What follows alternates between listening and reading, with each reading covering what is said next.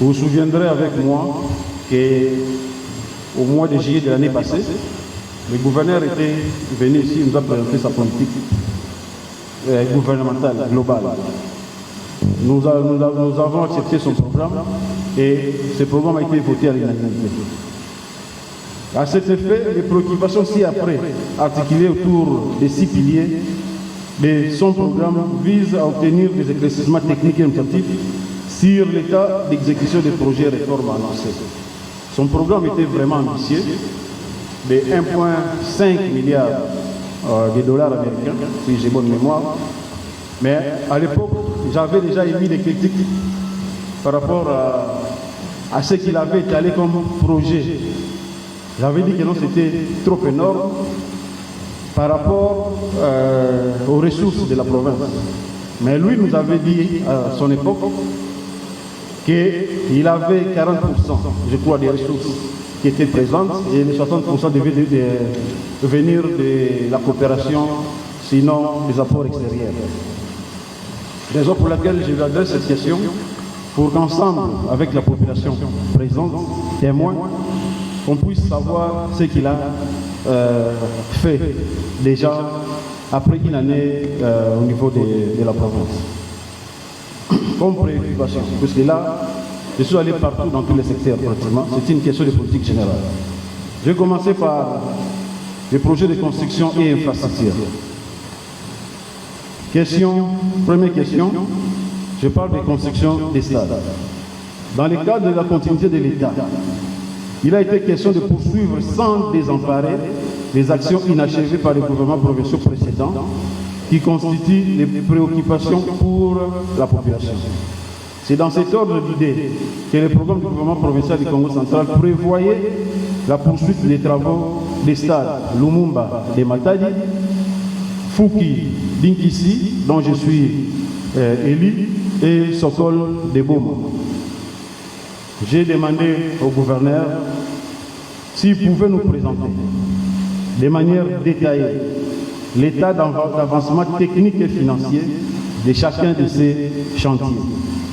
Par ailleurs, j'ai aussi demandé quelles étaient les raisons objectives qui expliquent le suivi apparemment et exclusif du chantier du stade Lumumba, alors que ceux de Mfouki et de Sokol semblent connaître une suspension prolongée, voire un abandon.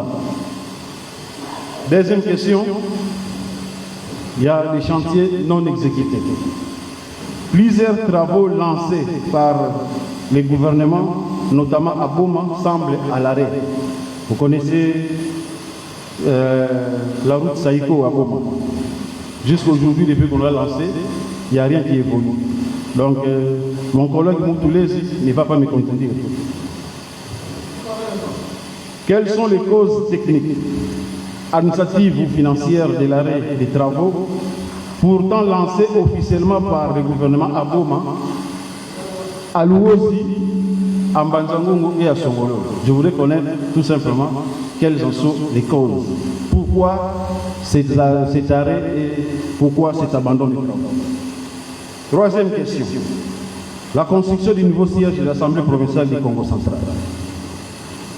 Le gouvernement a engagé la construction du nouveau siège de l'Assemblée provinciale du Congo central situé à Matadi. À ce titre, la représentation provinciale demande au gouverneur de bien vouloir fournir les éléments suivants. La procédure mise en place pour la mise à disposition du terrain et les coûts engagés, les coûts total de l'œuvre ainsi que les montants décaissés à ce jour, l'état d'avancement technique et financier des travaux en cours, la procédure de passation des marchés retenue pour l'exécution de ces projets, puisqu'on apprend beaucoup d'histoire autour de ces projets, l'identité de l'établissement bancaire ayant octroyé l'emprunt de 20 millions de dollars américains destinés aux finances de ces travaux, ainsi que la liste exhaustive des autres projets principaux réalisés ou en cours de réalisation grâce à cet emprunt, avec indication de leur exécution. Avant d'entrer dans la salle, on a déjà discuté avec l'honorable Maïsa, qui est médecin de son état. Chez nous, en médecine, nous avons des standards sur le plan de la construction. On nous dit que les bâtiments de l'Assemblée provinciale, enfin, c'est qu'on apprend, c'est autour de 8 millions. Mais chez nous, en santé, avec 100 000 $, on construit un centre de santé. Donc 8 millions là représentent 80 centres de santé qu'on pouvait construire au niveau de la province du Congo central. Donc 80 centres de santé construits et équipés, à raison de 8 centres de santé par territoire. Vraiment, chers collègues, pensez-vous vraiment que c'était urgent de construire cette assemblée au moment où les soins de santé primaires au niveau de la province ont des difficultés? Honorable Président, ce sont les préoccupations et c'est ce que je demande aussi à la population de bien savoir et bien fonder de cette question. Deuxième pilier, on a parlé de l'éducation. Question 4. Gratuité de l'enseignement primaire.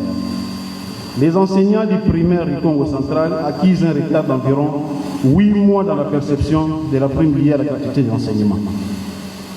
Quelles sont les causes administratives, budgétaires ou logistiques ayant conduit à ces retards de paiement, alors même que la gratuité de l'enseignement primaire constitue une priorité nationale? Et cette prime a été votée dans le budget exercice 2025. Qu'est-ce qui explique cet abandon des enseignants? Ils sont plus de 23 000 enseignants, donc 23 000 foyers. Nous savons très bien qu'un foyer au niveau de la province du Congo central, c'est autour de 7,3 personnes. Donc 23 000 fois 7,3, à peu près 150 000 personnes sont bénéficiaires de cette prime au niveau de la province. Mais 8 mois durant, ils n'ont plus rien. Personne ne touche à cet argent. Où est cet argent? Peut-être que c'était budgétisé. On avait voté le budget ici pour les salaires. Troisième pilier, ce sont les routes et le développement agricole. Question 5. La réhabilitation des routes des dessertes agricoles. En date du 25 octobre, le gouverneur a procédé au lancement officiel des travaux de réhabilitation des routes des dessertes agricoles dans la province du Congo central. Dans le cadre du suivi de cette initiative, la représentation provinciale sollicite de votre part les précisions suivantes. Par quel mécanisme juridique, financière ou logistique, la province a-t-elle procédé à l'acquisition des engins remis aux administrateurs du territoire? Quelle procédure de passation des marchés a été appliquée pour la sélection des prestataires ou fournisseurs impliqués dans ces projets? Et quel est le linéaire, donc le nombre de kilomètres total des routes concernées par cette opération? Et quelle est la structure technique ou institutionnelle chargée de la coordination et du suivi? Ce sont les travaux. Il y a une structure qui doit réaliser les travaux, mais il faut qu'il y ait aussi une structure de contrôle. On voudrait savoir quelle est cette structure de contrôle qui va réaliser ces travaux-là. Et on peut aller plus loin. Est-ce qu'il y a eu des études de faisabilité? Est-ce qu'on a fait ces études pour lancer ces travaux ou pour acheter les engins? Mais par ma propre expérience, puisque moi aussi j'ai construit des routes chez moi, je sais que c'est la technique IMO qui est nécessaire pour les routes de desserts agricoles. Les grands engins qu'on a vus là, on ne sait pas si ça va entrer dans quelle route, puisqu'il y a certains ponts qui ne vont pas supporter les tracteurs à chenilles que je vis, ils vont casser ces ponts. Vous comprenez? Donc ce sont des préoccupations et on veut savoir pourquoi cette orientation. En ce qui concerne la sécurité, question 6, lutte contre la criminalité. Malgré la dotation en véhicules opérationnels à la police congolaise du Congo central, l'insécurité persiste encore dans nos villes et du territoire. Quels sont, selon l'analyse du gouverneur, les facteurs structurels ou conjoncturels qui entravent l'efficacité des dispositifs mis en place pour lutter contre la criminalité? Il n'y a pas 3 mois, nous avons suivi les émeutes de Boma. Il y a eu mort d'homme. Vous comprenez?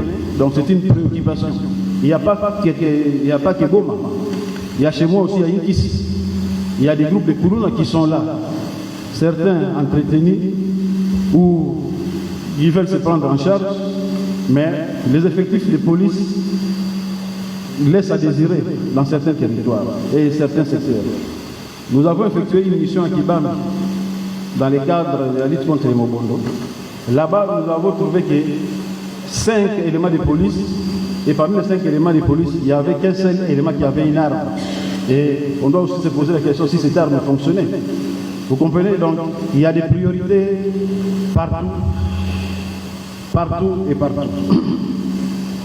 Question 7, toujours en ce qui concerne la sécurité. Il y a des évasions, des multiples évasions de prisonniers.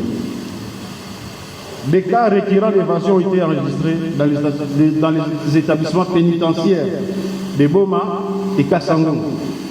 Ces incidents seraient notamment liés à la vétusté des infrastructures carcérales, à l'insuffisance des dispositifs de sécurité, ainsi qu'à la précarité alimentaire affectant la santé des détenus.